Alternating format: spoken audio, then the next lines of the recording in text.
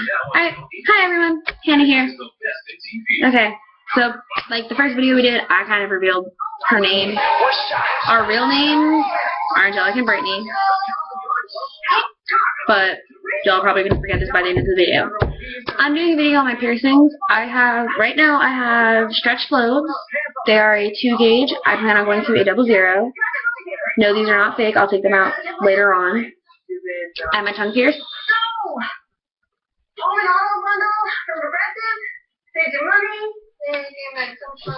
And I have my belly button pierced. I know it looks like it's on an angle. That's just the way my belly button is. My belly button is weird. I plan on getting more piercings on my right ear this year. I want to get my industrial broken tragus on this ear. I want to get my triple helix. For those of you that don't know what a helix is, it's basically like a cartilage piercing. I want to get my rook and my tragus. I want to get double hip dermals. I want to get back dermals. And there's another piercing I want to get, but I can't tell you all about that. You can let your minds run free with that. Okay. And I have my septum pierced. No, I don't have a ring anymore. This is a taper, not a needle. But as you can see, through my nose, it's in there. In case you can't see. Yeah. And fairly soon, I'm getting a nose stud. On a scale of 1 to 10 for each of my piercings so far that I had my lobes done when I was a baby. So I don't really remember how bad it hurt. But I know stretching from I went from an 18 to a 16 in a day, no big deal. And then I went to a 14 and a 12 also in a day, which wasn't a big deal. Probably once I started getting into like single digits, that's when it kind of started to hurt. And I've been stuck at a 2 for a little while now.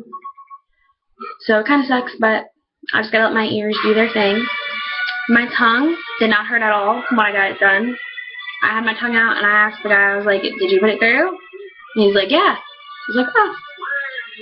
I will admit though, when he did pierce it, I did start like salivating excessively.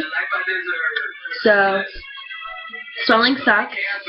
That was the thing that hurt the most afterwards when I got it done, was swelling. I've had my tongue pierced twice.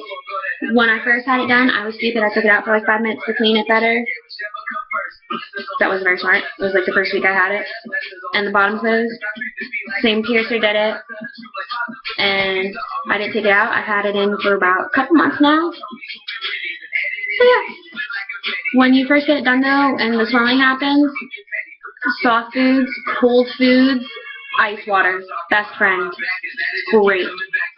Septum, I cried like a little baby. That was the one piercing that hurt the most. Mostly because anywhere, like, whenever you do anything with your nose or, like, your eyes, everything just starts, like, hurting. And my eyes were, like, I was in tears. It was horrible. But I absolutely love the piercing. I just lost my septum ring, so I have nothing to put in it. I just over there. She's being a bum. My belly button, it didn't hurt. When he first pierced it, though, I didn't eat. And I should have. It's basically a piercing is like when you get a tattoo. It's something foreign going in your body. Your body's going to react differently every time it happens. When I first had my belly button done, when he went through the first time, I passed out. I don't remember what happened. He said, I know I blacked out, obviously, because I passed out. He caught me, but my legs started to seize. I don't remember. But he was able to get the needle out before, yeah, anything bad happened. So, when he did the second time, it went through perfectly fine, no problems, no issues, it was all good. So, yeah. My belly button upkeep, not that bad at all.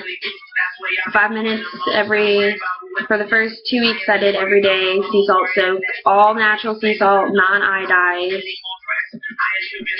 And yes, there's a difference between sea salt and natural salt. So yeah, I haven't had any infections or issues with it, so I can't complain. My tongue ring, for the first day, I switched with mouthwash. You're not supposed to because of the alcohol, but I prefer to because, in my opinion, I didn't want to get infected because of who did it and how it was done. Right now I have metal balls on. My bar is a 14 gauge. All my piercings are 14 gauge except for my lobes. My septum I had stretched to a 12, but I didn't like the rings look for it, so I downsized back to my 14. My septum upkeep, I just take a cotton swab and find the hole, little sea salt solution on it, and just clean it really good every now and then. Same thing with my lobes. I keep them moisturized with lobe lube, but you can use jojoba oil, things like that. Vaseline, Neosporin isn't that good to stretch with, and keep your lobes moisturized because it harbors bacteria. Like right now, I have an acrylic plug, but you shouldn't use acrylic because it's porous, and when you have freshly stretched ears, it harbors bacteria. And also, acrylic has a lot of chemicals in it, which isn't good for your body. So yeah. With freshly stretched ears, like this taper that I showed you guys earlier, this blue one, this is titanium. 14 gauge, nothing special, just a normal taper. But stainless steel, titanium, those are great metals to use for stretching, for fresh piercings, anything like that. A